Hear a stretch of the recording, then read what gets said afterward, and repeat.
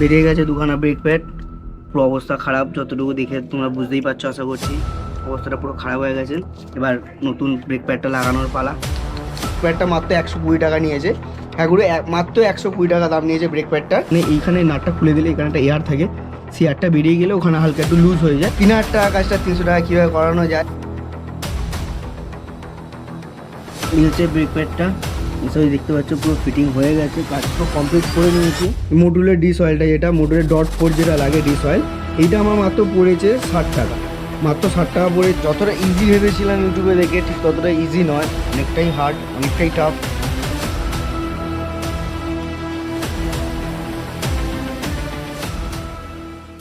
তো গুলো তোমাদের সকলকে স্বাগত আবার একটা নতুন ব্লগে। তো আগের ব্লগগুলো তোমরা দেখে নিয়েছিলে যে আমার বাইকের পুরো সার্ভিসিং ডান ছিল, সব কিছু কাজবাজ কমপ্লিট আমি করে নিয়েছিলাম। তারপরেও এখনও একটা কাজ বাকি ছিল, সেই কাজটার জন্য আমাকে শোরুম 3000 টাকা এস্টিমেট করেছিল। সেটা তোমাদেরকে বলেওছি যে শোরুম থেকে আমাকে 3000 টাকা এস্টিমেট করা হয়েছে। তো কী কাজ ছিল না ছিল সেটা তোমাদেরকে বলেছিলাম কমেন্ট করে জানাতে। যাই হোক, তো আমাকে কিছু জানাও নেই, তো তার জন্য মনটা একটু খারাপ। তো ডোন্ট ওয়ারি, সেটা নিয়ে কোনো ব্যাপার না। তো সেই 3000 টাকা কাজটা আজ আমি নিজে বাড়িতে করবো বলে সেইটা সিদ্ধান্ত নিয়েছি যে শোরুমকে 3000 টাকা না দিয়ে সেই 3000 টাকাটা 300 টাকায় কীভাবে কাজটা করা যায় সেই পরিকল্পনায় ভেবেই আজকে যে ব্লগটা বানাচ্ছি আমি।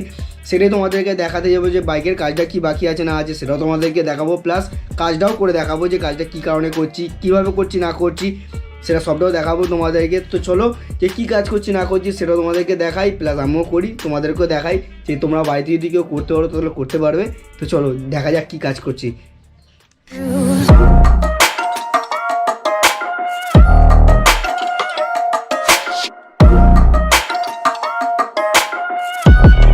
তো তোমাদেরকে বললামই যেটা, যে 3000 টাকা কাজটা 300 টাকা কীভাবে করানো যায় সেই কাজটাই করাবো। তো কাজটা তোমাদের আগে দেখাই যে কী কী পার্ট, সেটা তোমরা তো সিনেমাটিকতে দেখতেই পেয়েছো। তো মেনলি ব্যাপার হচ্ছে গাড়ির পুরো কাজ আমি করিয়েছিলাম, তো একটাই কাজ শুধু করানো হয়নি। তো ব্রেক প্যাডের অবস্থাটা আই থিঙ্ক তোমরা দেখে বুঝতেই পারছো, পুরো অবস্থা খারাপ হয়ে গেছে। তো সেই কারণেই যে আমাকে পুরো টোটাল আমাকে এস্টিমেট দিয়েছিলো এখানে যে 3000 টাকা খরচা পড়বে, প্লাস ডিস যে অয়েলটা ছিল সেই ডিস অয়েলটাও আমার পুরো শেষ, প্রায় দেখতে পাচ্ছি কিনা জানি না, এই দেখো না হলে বুঝতে পারবে এতটা মতো রয়েছে। ডিস অয়েলটাও ঢালবো। আর আর সামনের যে ডিস অয়েলটা ঢেলেছিলাম, সামনের ডিস অয়েলটার জন্য আমার কাছ থেকে 200 টাকা নেওয়া হয়েছে। হ্যাঁ বন্ধু, এখানে শুধু সামনের ডিস অয়েলটার জন্য 200 টাকা নেওয়া হয়েছে। আর আমি আজকে নিয়ে এসেছি তোমার কাছে মডুলের ডিস অয়েলটা, যেটা মডুলের .4 যেটা লাগে ডিস অয়েল, এইটা আমার মাত্র পড়েছে 60 টাকা। মাত্র 60 টাকা পড়েছে। এই 60 টাকাটার বদলে আমাকে মডুল, আশা করছি তোমরা তো জানো যে মটুল অবশ্যই ভালো। এবার ওরা কি ঢেলেছে না ঢেলেছে সেটা আমি জানি না, বা ভালো জিনিসও ঢালতে পারে সেটা। তো মেনলি ব্যাপারটা হচ্ছে মডুল আমার যতদূর মনে হয় ভালো। মডুলে আমি ইঞ্জিন অয়েলও ইউজ করি, খুবই ভালো লাগে, খুব ভালোভাবে ইউজ হয়, কারণ গাড়িটা পারফরমেন্সও খুব ভালো পাই। তো সেই কারণেই পুরো নিয়ে নিয়েছি। এইটা যেটা নিয়েছি না কেন, এটা 100 ml নিয়েছি। 100 ml মোটামুটি আমার, মোটামুটি ধরে নাও দুবার তো হয়েই যাবে আমার। যে ডিসপ্যাডের যদি অয়েল চেঞ্জ করতে হয় দুবার আমি চেঞ্জ করে নিতে পারবো। তো সেই কারণে আজকে কাজটা করবো, সেটা তোমাদেরকে দেখাবো। আর আমার কাজ করার জন্য আজকে হেল্প করতে এসছে যে দুজন, এই যে রাহুল ভাই, আছে বুগা ভাই, একটু ক্যামেরা ধরে দিতে এসছে। তো টুকিটাকি যেটু কাজে লাগবে না কেন ফোন করে ডেকেছিলাম, চলে এসেছে। কাজটা করার আগে কী কী পার্ট লাগছে সেটা তোমাদের দেখিয়ে দিলাম। এই হচ্ছে এই যে ব্রেক প্যাডটা, এটা নিয়েছি আমি। এই ব্রেক প্যাডটা মাত্র 120 টাকা নিয়েছে। হ্যাঁ গুলো মাত্র 120 টাকা দাম নিয়েছে ব্রেক প্যাডটার। এএসকের ব্রেক প্যাড 120 টাকা দাম। আমাদের ইয়ামা যারা ইউজ করে সবাইকে জিজ্ঞাসা করেছিলাম না কেন, সবাই বলেছে না খুবই ভালো ব্রেক প্যাডটা, কোনো অসুবিধা নেই, তো ইউজ করে দেখতে পারিস।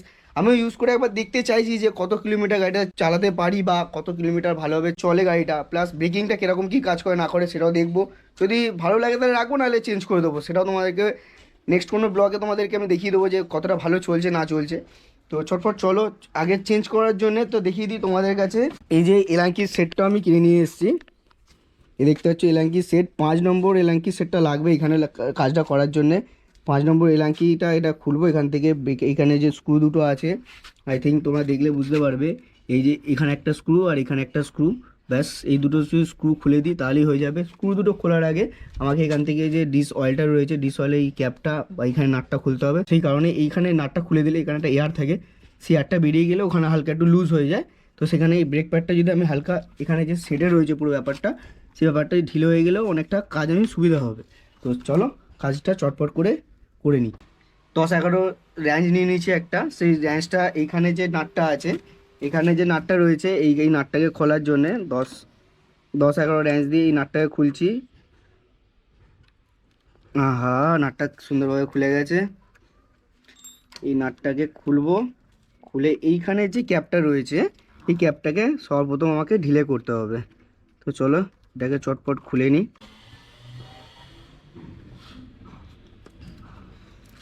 আরে বাবা, এদিকে দেখো, এই শুধু অবস্থা দেখো, শুধু এখানে অয়েলটা পুরো কালো হয়ে গেছে, দেখলে বুঝতে পারছো কি জানি না, পুরো কালো হয়ে গিয়ে একদম শেষ হয়ে গেছে। এখানে আপারে থাকার কথা লোয়ারে রয়েছে, প্লাস কালো হয়ে গেছে অয়েলটা। এই অয়েলটা তো চেঞ্জ তো করবোই, তো তার আগে একটা কাজটা করে নিই আমরা।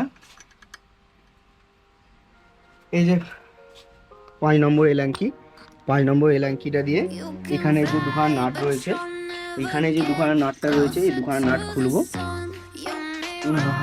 খুব সাবধানে করতে হবে, একটু আধটু ভয়ও লাগছে, কিছু করার নেই। চলো সাবধানে, এটাও খুলে গেছে, একদিকেটা ঢিলে হয়ে গেছে।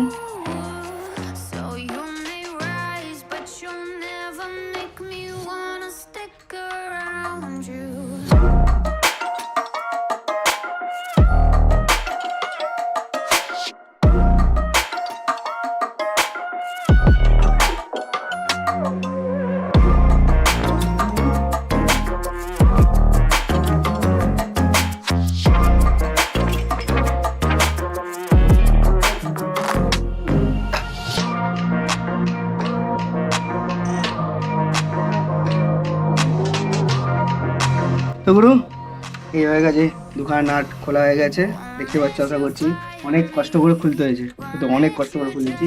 এবার একটু দরকার স্ক্রুড্রাইভার, স্ক্রুড্রাইভার দিয়ে আশা করছি এখান থেকে হালকা হালকা ঠেললে ব্রেক প্যাডটা খুলে যাওয়ার কথা।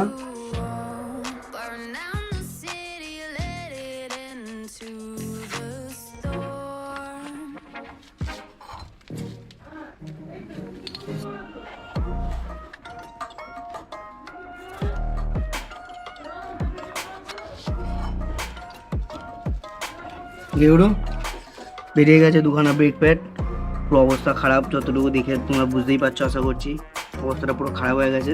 এবার নতুন ব্রেক প্যাডটা লাগানোর পালা।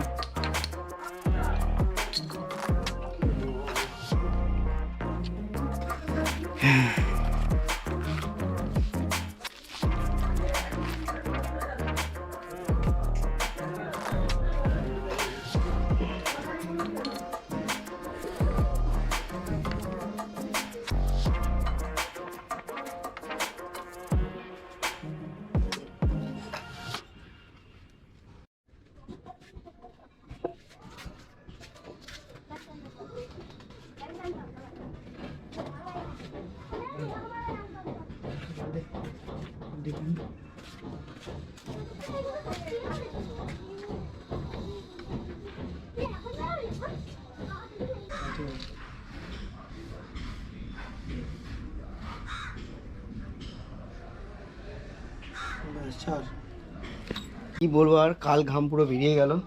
যতটা ইজি ভেবেছিলাম ইউটিউবে দেখে, ঠিক ততটা ইজি নয়, অনেকটাই হার্ড, অনেকটাই টাফ।